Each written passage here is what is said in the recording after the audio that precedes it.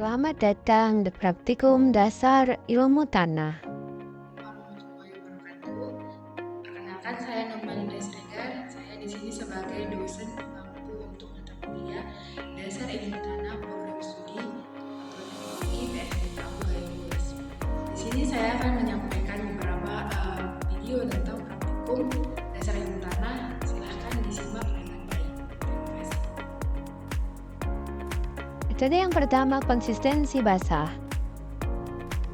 Adapun alat yang digunakan ada beker gelas, ada pipet tetes, kemudian bahan yang digunakan ada sampel tanah. Sampel tanah yang digunakan terdiri dari 3 sampel tanah. Sampel tanah diambil dari sekitaran kampus PSDKU Gayung Luas.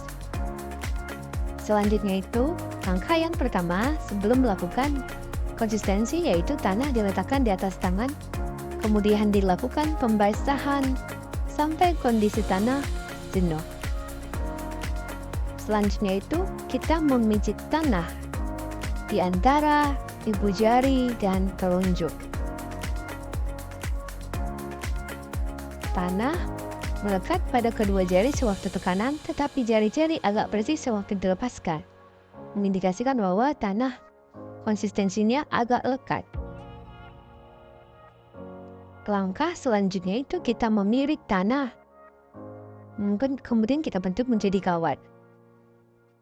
Dapat terbentuk kawat berarti dia plastis. Tanahnya konsistensinya plastis. Selanjutnya itu tanah sampel kedua. Kita basahi juga dengan air sampai kondisi jenuh. Kemudian kita mijit tanah di antara ibu jari dan telunjuk. Jika melekat, sangat melekat, sukar melekat kedua belah jari. Berarti kayak lebih lengket antara kedua jari. Kemudian kita pirik. Kemudian setelah kita pirik, dapat membentuk kawat dan butuhkan banyak tenaga, itu dia derajatnya itu sangat plastis. Selanjutnya itu ada sampel tanah terakhir yaitu sampel tanah. Langkah yang seperti tadi kita basahi sampai dalam kondisi sangat jenuh.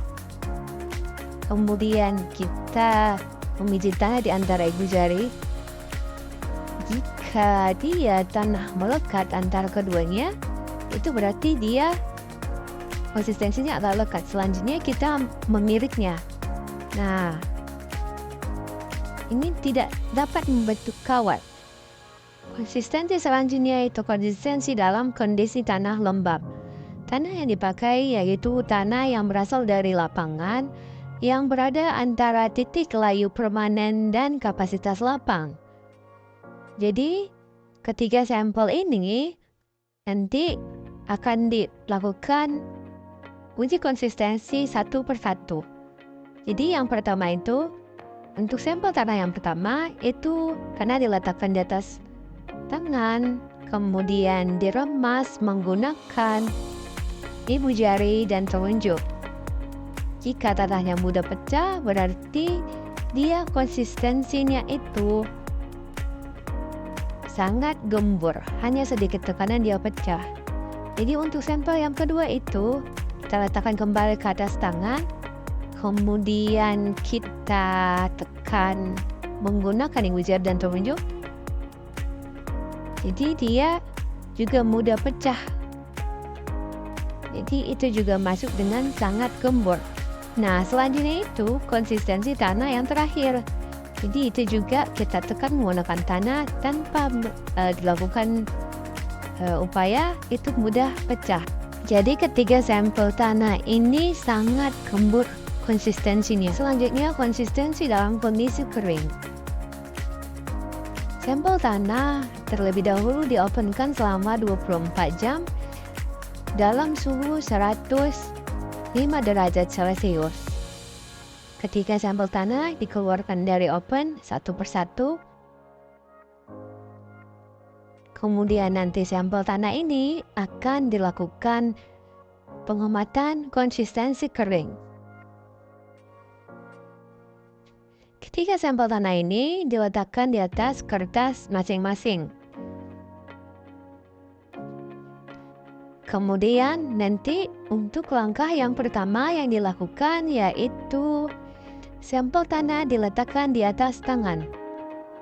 Jadi sampel pertama itu nanti diletakkan di atas tangan, kemudian kita melepas atau menekan massa tanah dengan ibu jari dan telunjuk.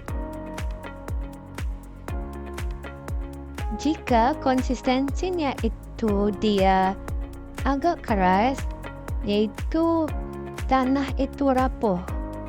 Jadi ketika sampel tanah ini, tanah yang pertama itu massa tanah sangat mudah ditekan. Jadi dia kategori konsistensi lembut. Yang kedua juga sama yaitu mudah dipecahkan. Dia juga konsistensinya itu lembut. Kemudian yang ketiga, sampel tanah terakhir kita laksanakan juga itu meremas atau menekan dengan ibu jari dan telunjuk. Itu juga mudah bercerai menjadi butir. Berarti dia konsistensinya itu lembut.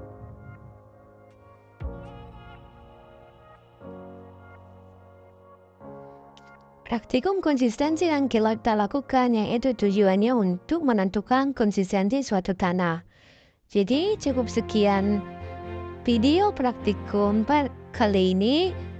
Saya ucapkan terima kasih dan selamat beraktivitas kembali.